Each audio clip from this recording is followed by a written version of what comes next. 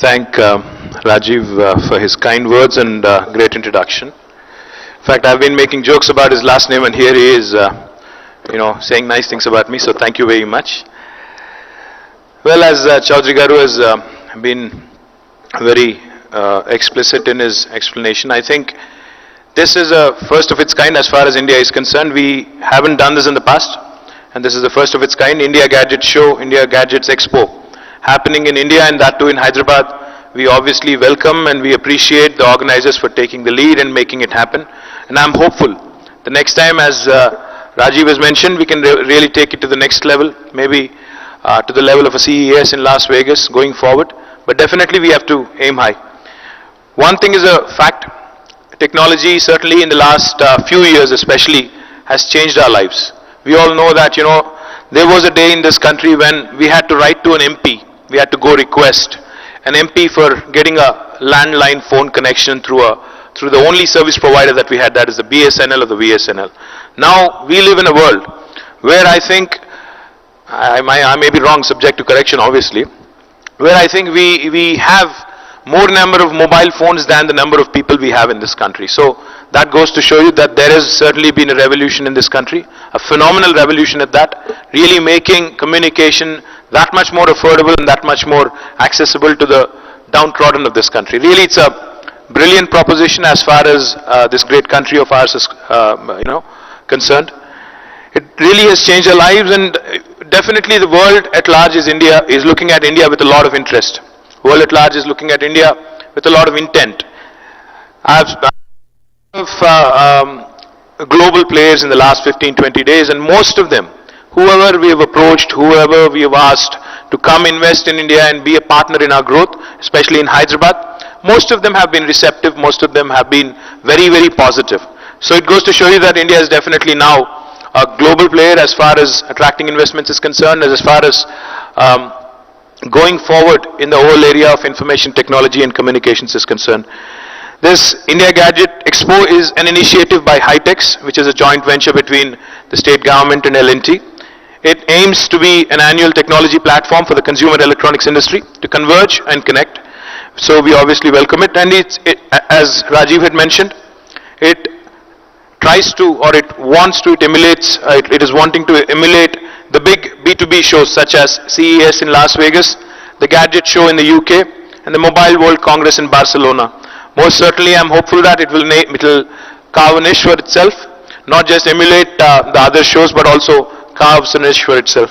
So apart from being a launch pad for the tech industry, India Gadget Expo should also support and be a platform for startups and tech incubations that Chaudhary Garu just talked about.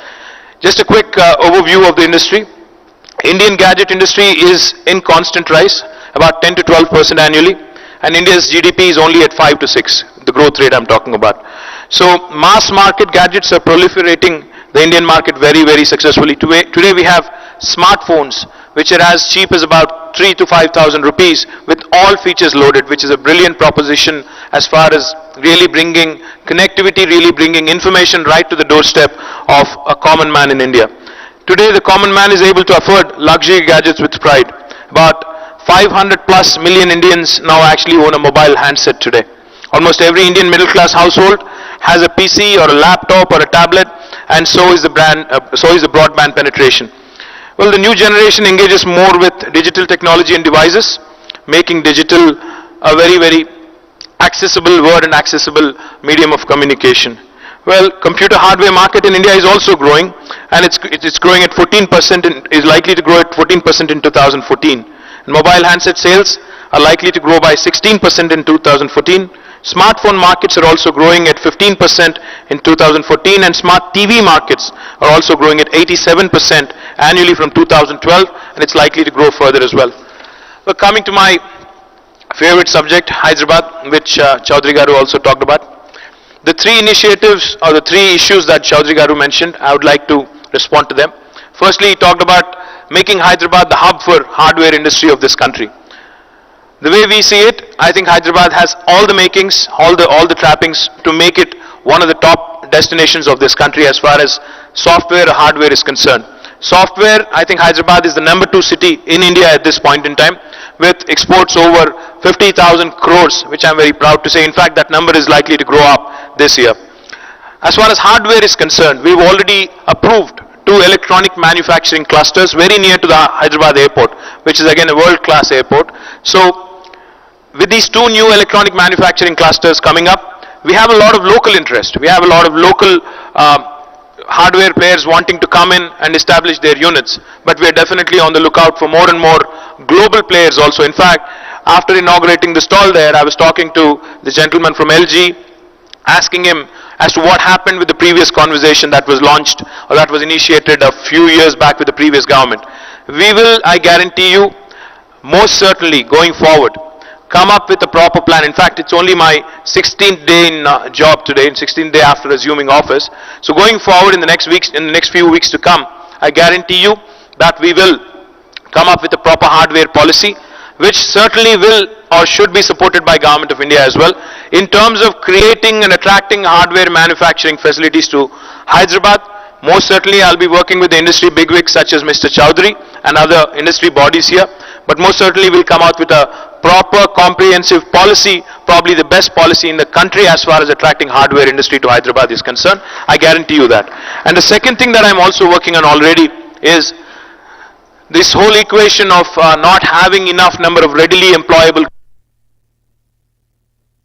While the proposal is still on a drawing board, I'd like to share with you all that with all the software companies that there are in Hyderabad, in fact I'm starting out an initiative forming a consortium of all these software companies, at the same time also forming a consortium of the engineering colleges and the professional colleges out here, and I'm wanting the consortium of software companies to adopt these engineering colleges one by one, so that if they start engaging in a dialogue, in some sort of a skill building exercise, be it soft skills or otherwise, I think eventually by the time they graduate, you'll have a readily employable workforce, which is a win-win for all. It is a win-win for the industry, it's a win-win proposition for the academicians, the colleges, and also for the government. Then we would have a great platform to work on.